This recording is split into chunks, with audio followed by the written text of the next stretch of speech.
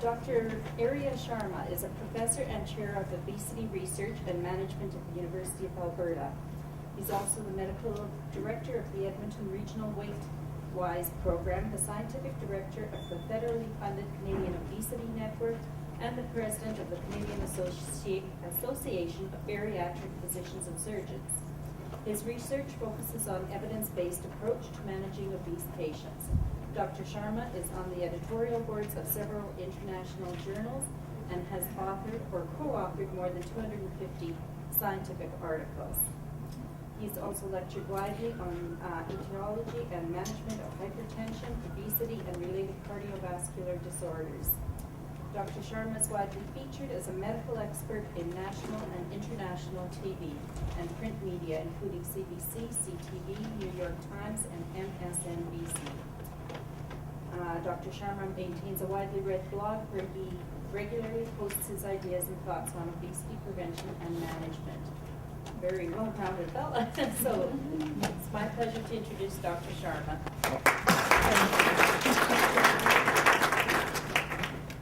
So let me see what happened here. Well, good afternoon to all of you. Thanks for coming out. What you see up here is my professional Facebook page. How many of you are on Facebook? All right, cool. If you're interested in, in obesity or diabetes or things that I do, just go out to the. If you go to the page, all you have to do is like it, and then you become one of the now 6,000 people who follow me here. So it's kind of cool and gives you the opportunity to actually post things that you find of interest, and then sometimes we have some wild discussions there. So it's a lot of fun. Okay, what I thought I'd do today was talk to you a little bit about obesity and how it links to diabetes, and why I think that when we look at people who have type 2 diabetes, we probably need to take a closer look at their obesity and wonder how we want to manage that. And so although I'm here as the obesity expert, I know that this meeting today is largely because of diabetes.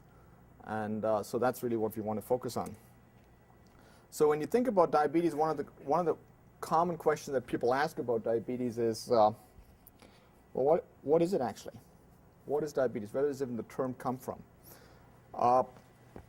And when you literally translate the term diabetes, diabetes mellitus, it really actually just means peeing honey.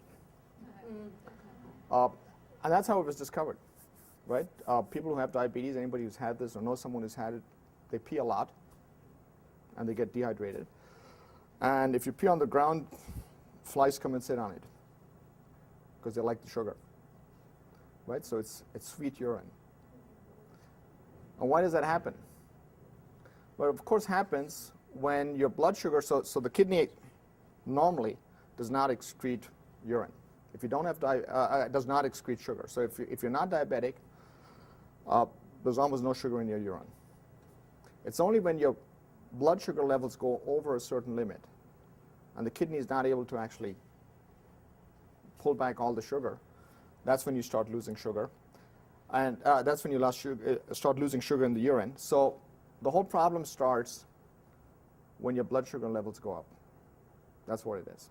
If the blood sugar levels go up to a level where your kidney can no longer keep the sugar inside, your urine starts turning sweet, and that's diabetes mellitus.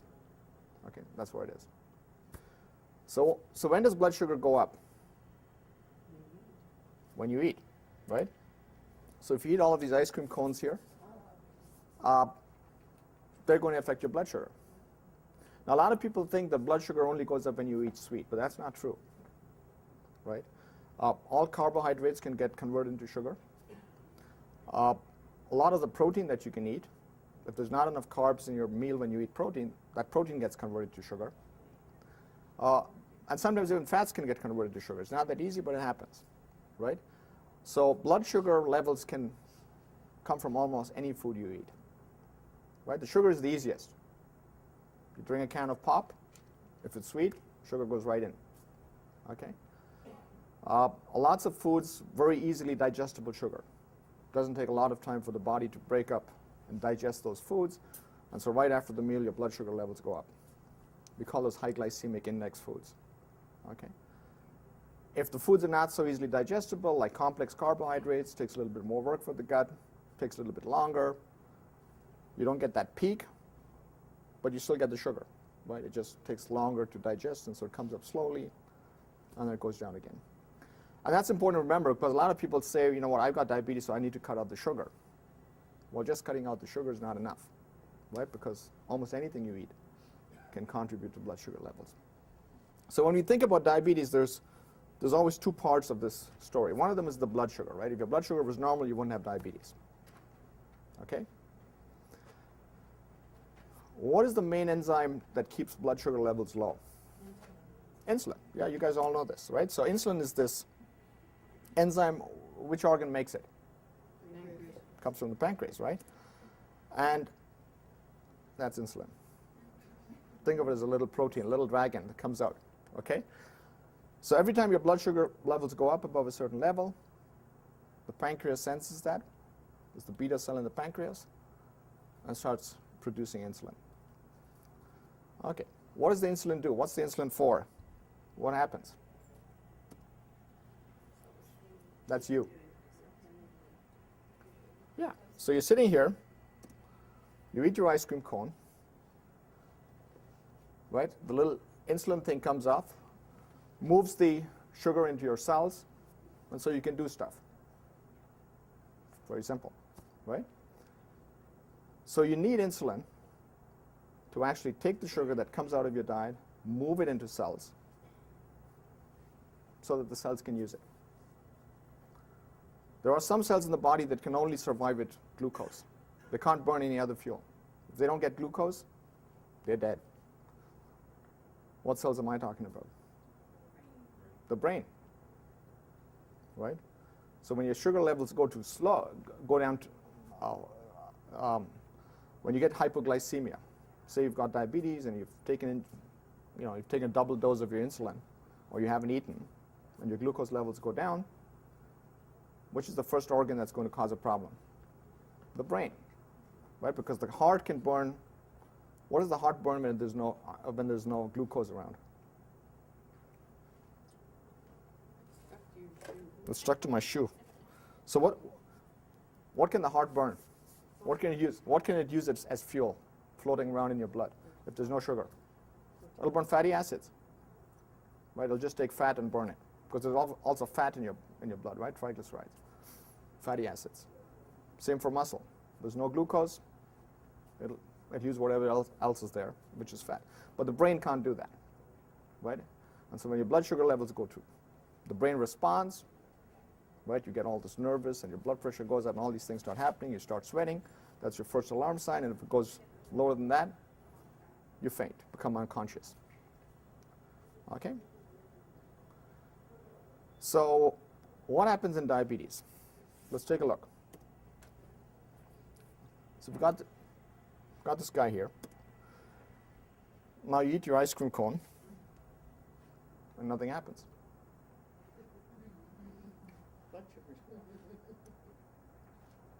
That's type 1 diabetes. What's the problem? No insulin. Right? So type 1 diabetes is because you have no insulin. Right? And I'm not going to get into why that happens, but the bottom line is, if you're not producing insulin, you're going to have a problem, because blood sugar is not going to get into cells. Eventually it does. Blood sugar levels go very high. And once they go very high, some of the organs, including the brain, can actually use it, because there's just so much glucose around. But this is not a good situation to be in. And of course, because your glucose levels go up, you start peeing out the glucose, you get the sweet urine, and you have diabetes. That's type 1 diabetes. Okay? Very easy. Easy to understand. But I'm not going to talk about this. I want to talk about type 2 diabetes. Very different. Here's type 2 diabetes. So you eat your little cone. Look at the bites that the insulin is taking out of that cone. Much smaller. You need a lot more insulin coming in to use up that same amount of glucose. And then eventually you might run out of glucose. You might run out of insulin. So what's the difference here? What's going on over here? It's taking longer to get back down. It's taking longer to get back down. You need more insulin to do the same job. Normally I eat the cone, I get 4 molecules of glucose, of insulin, I'm done.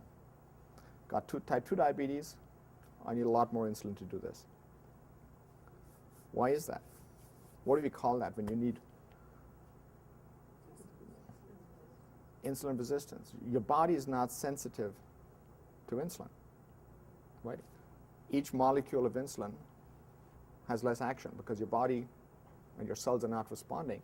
So you just need to add more insulin. Eventually they'll get the job done. That is, as long as you can produce enough insulin, right? As long as your body can make as much insulin as you need, you won't get diabetes because you'll just have to make more insulin, and that's okay. A lot of people can do that. There's a lot of people who have insulin resistance who never get diabetes. Their pancreas is working harder because it's got to produce more insulin, but can produce enough insulin that they never get diabetes. Okay? It's only when you have insulin resistance and need a lot of diabetes, and your pancreas can no longer make that extra amount that you need, that your blood sugar starts going up, right? So how can you tell the difference between someone who has type 1 diabetes and type 2 diabetes? They come into your office, blood sugars are high. What could I measure to very quickly say is this type 1 or type 2 diabetes? I'll do one blood test and I'll tell you. I'll measure insulin. If your blood sugars are high and there's no insulin, that's type 1. If your blood sugars are high and your insulin levels are high, that's type 2, right? So the problem in type 2 is not that you can't make insulin. The problem is that you can't make enough to overcome the insulin resistance. Okay? So it starts with insulin resistance. Pancreas trying to catch up. In many cases it can do that. It can do that for many years. In some people it does that their whole life. They never get diabetes. And some people eventually the pancreas says, you know what, I'm done. And then you have a problem. That is type 2 diabetes. Okay, they're different. All right. So insulin resistance is what type 2 diabetes is about. But just having insulin resistance is not enough, right? You can be very insulin resistant and still not get type 2 diabetes as long as what happens? As long as your pancreas can still make enough insulin, right? And sometimes the pancreas can make 2 times, 3 times, 4 times, 5 times the normal amount of insulin, right? It's just cranking it out. So it starts with insulin resistance, but ultimately your beta cell, which is the actual cell in the pancreas that makes insulin, has to fail. So now what do? You go to your doctor. So now your doctor's got 2 options. You start your medication. Anyone here on diabetes medication? Anybody takes anything? Tablets? Anyone only on tablets? All right. There's 2 kinds of tablets. There are tablets that can try and make your body more sensitive to insulin. Remember, we got insulin resistance. Now I can take a medication that's going to reverse that insulin resistance, right? It'll make me more sensitive again. Doesn't affect insulin secretion. It's not going to help you make more insulin. It's just going to make you more sensitive to insulin. What kind of drug would that be? Does anybody know? Metformin, right?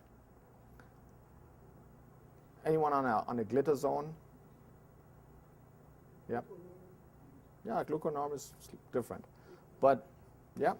So there's a couple of drugs out there that your doctor can put you on that are going to make you more sensitive to insulin. They don't change insulin secretion. They just make you more sensitive, so the little insulin that you have left can get the job done. Okay, metformin.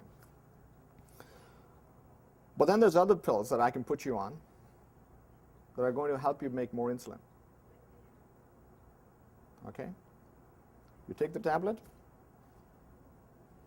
now your pancreas makes even more insulin than it was already making. Those are the, anybody knows what those drugs are? They've been around forever.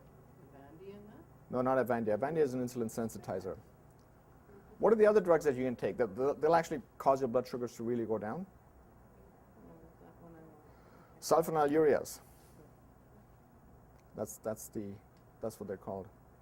So these are pills that'll actually cause your pancreas, it squeezes out the pancreas, right? You can think, if you think of the pancreas as a sponge that's filled with insulin, you take one of those pills, you squeeze the sponge, you push out the insulin, helps you lower the glucose. Okay? Glucagon, for example, is a drug like that, right? Okay. So that's what happens with pills.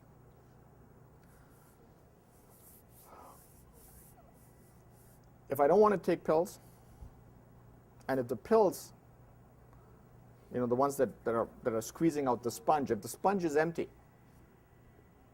now what do I do? Well, now I got to give insulin from outside, right?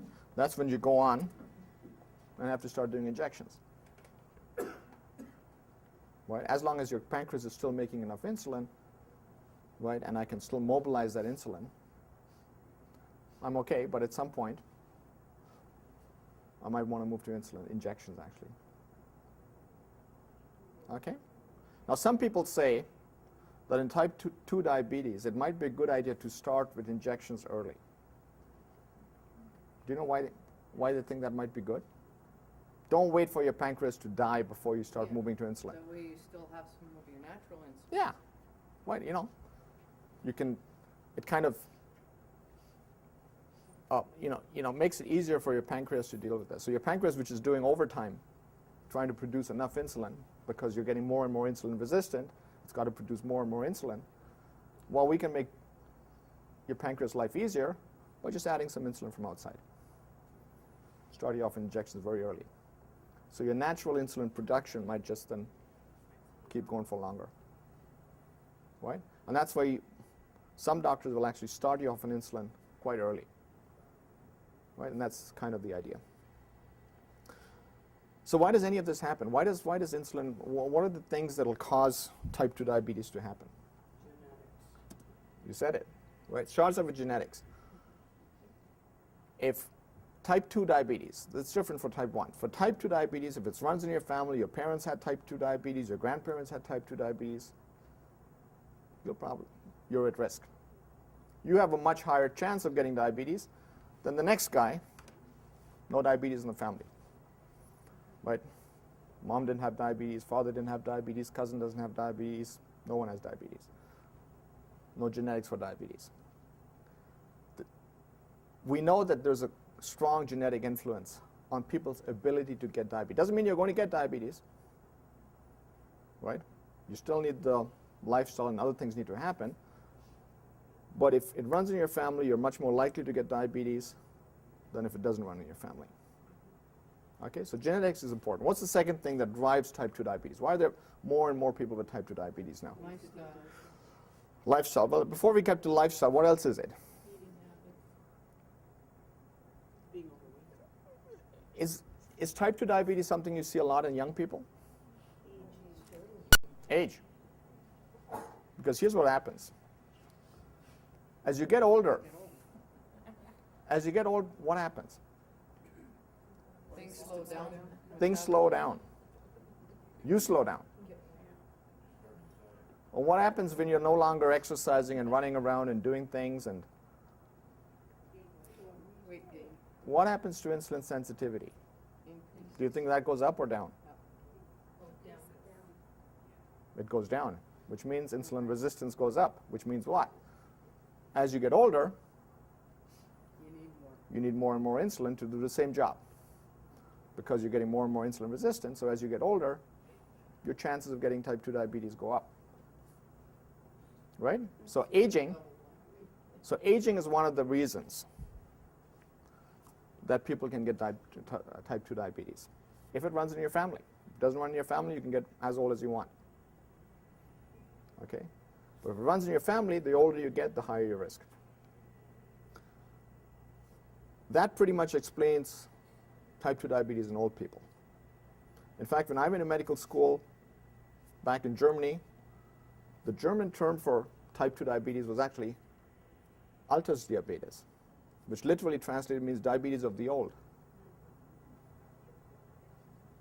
Right? You got to be old to have type 2 diabetes. But I'm not old. It's not true anymore. Now we see a lot of young people with diabetes. How's that happening? Why is that happening? Why do young people now get diabetes?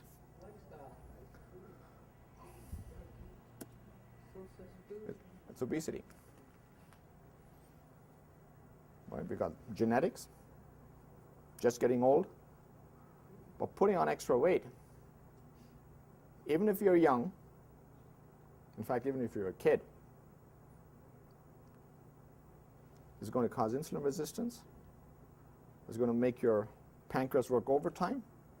It's going to run out of steam, and you're going to get type 2 diabetes. And we're starting to see more and more and more of that. Right? So we still have all the old people with diabetes. Right? They have it because they're old. But now we're starting to see all these young people with diabetes. And it's not juvenile diabetes.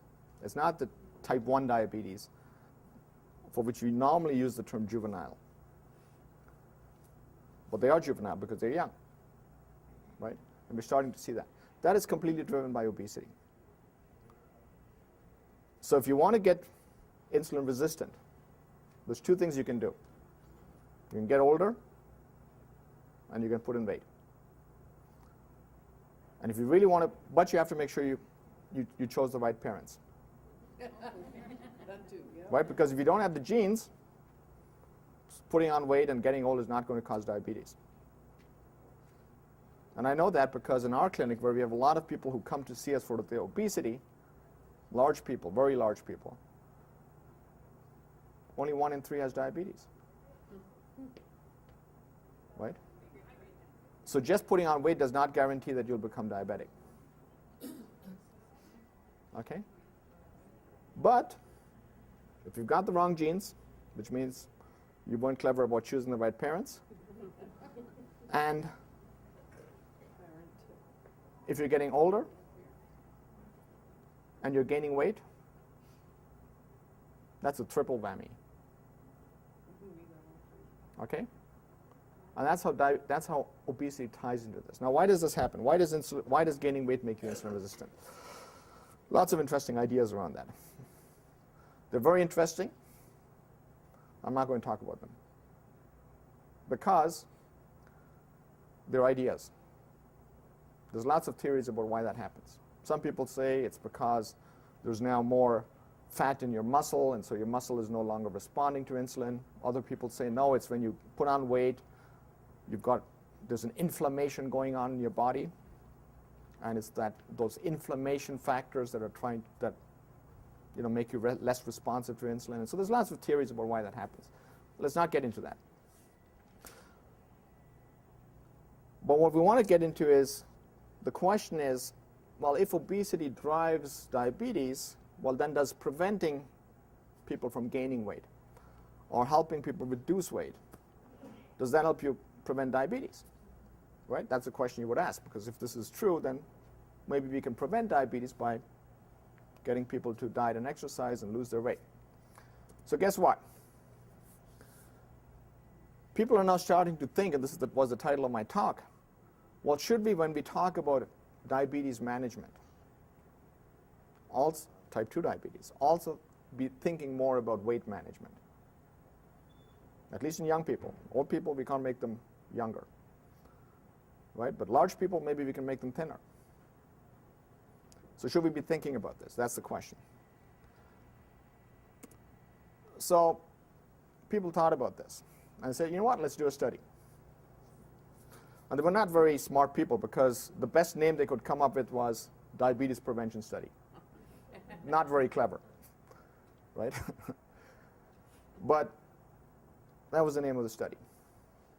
It was actually called in the end it was called the Diabetes Prevention Project, so DPP. Okay. Anyway, big study, large study. So what did they do? Took a bunch of people who were at risk for diabetes. How did they know that they were at risk for diabetes? Obesity. Yeah. Genetics, aging. No, you give them a glucose drink. Oh, Here's a glucose load. yeah. I want you to drink this, and I'm going to measure your blood sugars, Oh, no. and I'm going to see whether you can handle that load or not. It's called an oral glucose tolerance test. Right. That's the same one they How many of you have had one? There you go.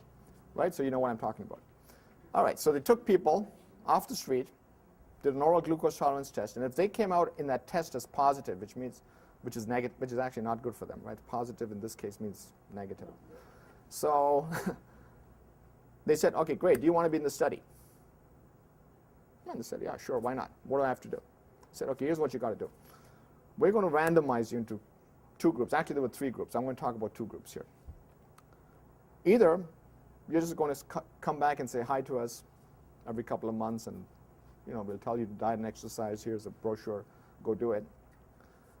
That's one group. Or you'll be in the other group, but we're really going to get serious. You're going to sit down with dietitians. You're going to come in. We're going to calculate your diet. We're going to give you an exercise plan. You're going to meet with people. And we're going to do this and really make sure that you change your lifestyle and get your weight down and do all of that. But we won't tell you what group you're in before you agree to be in the study.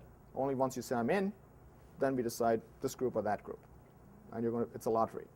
And people say, okay, sure, let's do it. So they did the study. It took them about 4 or 5 years. Big study. Guess what happened? And then what did they do? What was the outcome of the study? So these were not people who had diabetes. These were people who were at risk of having diabetes, right? They were not diabetic yet. They had pre-diabetes, right? But they didn't have diabetes when they went into the study. So what they wanted to see in the study was, well, if we do the diet and exercise thing, or we do nothing, how many of these people will actually get diabetes?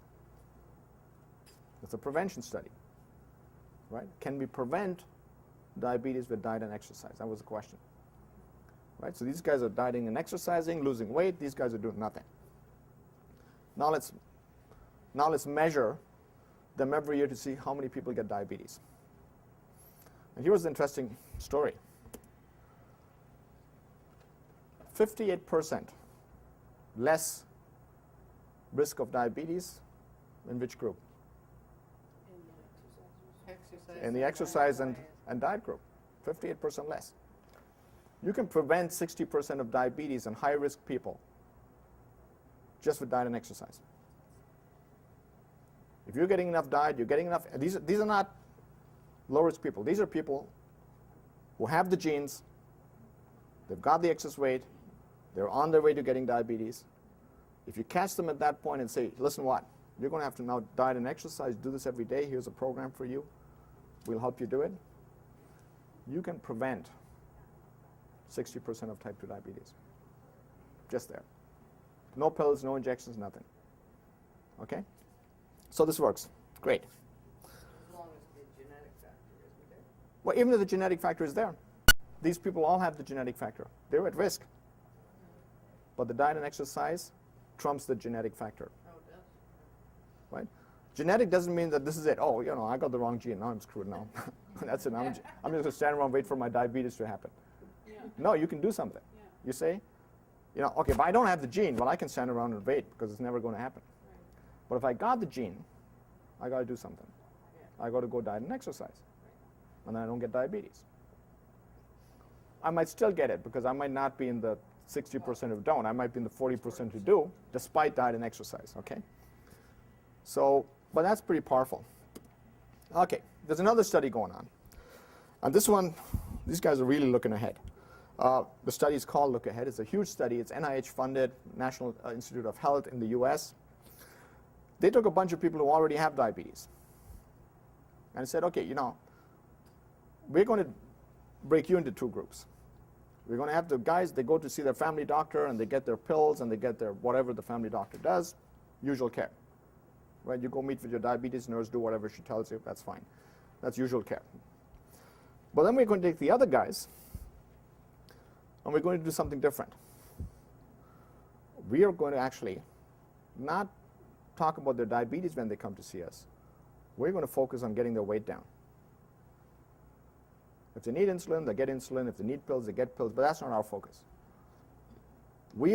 Every time they come to us, the first thing, I'm not going to ask you about your blood sugar. No, I'm going to ask you about your weight.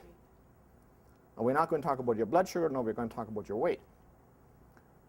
And it's a weight intervention. And you're saying, well, does focusing on weight management in patients who have diabetes produce the same results as just doing the usual stuff where you meet with a diabetes educator and she gives you insulin, she does this and she does that, and okay? So that's the study. It's still ongoing. And in the end, they want to see, are more people going to be living in each arm? But the study's only 4 years now. They've just had their 4th year now. What's turning out in the study, and I don't want to bore you with all the details here, is essentially that if you lose weight, and these guys were not losing a ton of weight.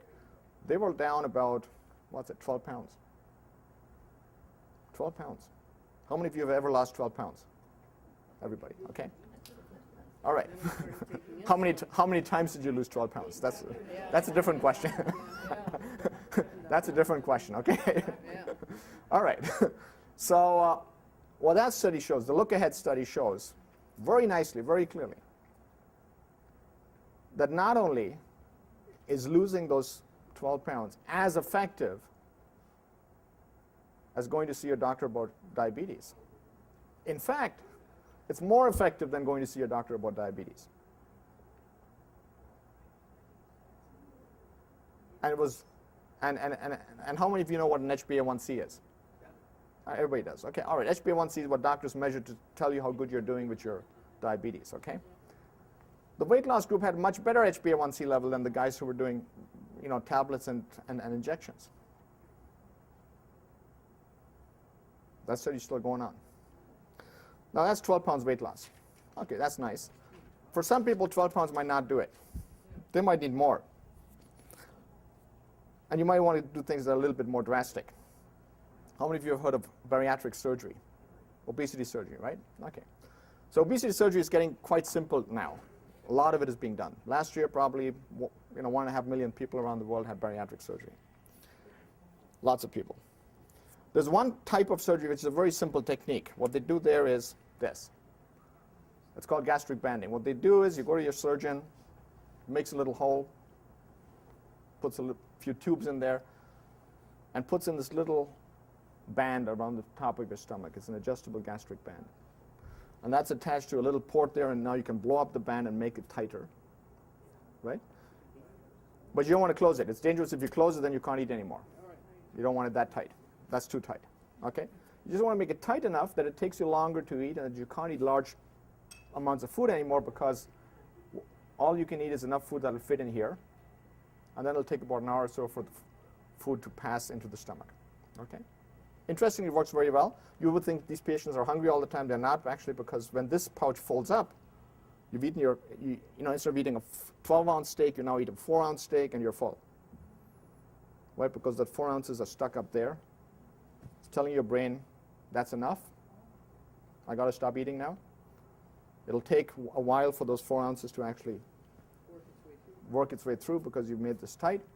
And so you end up eating less and you end up losing weight. So that's a surgical way of losing weight. And we do that here at the ALEC. So the question was, well, if you lose weight by doing this, not diet and exercise, no. We're going to put a gastric band in there in someone who's been newly diagnosed with diabetes. Or I say you just go see your doctor and they'll do whatever they do. Right? They put you on tablets, they put you on whatever, right? So we're going to take a bunch of people, and in this study they actually took 60 people, everybody newly diagnosed with diabetes. Half of them, they said, okay, that's fine, go see your doctor. He'll do whatever he does. And the other half, they said, you know what, we're going to do this. 60 people, randomized. Here's the result. Follow-up 2 years. SX, surgery. 22 out of the 30 patients, 73% of them went into remission. Their diabetes was gone. No more diabetes. 2 years later, no diabetes. Okay? They lost about 35 pounds. The other guys, 4 people after 2 years didn't have diabetes anymore. I don't know why. Maybe they were dieting, maybe they were exercising, maybe, I don't know, right? Look at that difference. So if you took people off the street who are newly diagnosed with diabetes, you go to your doctor, doctor tells you, you know what, you got type 2 diabetes. Now what do I do? Well, if you go straight from seeing that doctor to seeing the surgeon and getting the operation, there's a 73% chance that your diabetes is gone, at least for the next 2 years. We now actually have long-term studies showing that it'll probably be gone for the next 10 or 15 years. No more type 2 diabetes.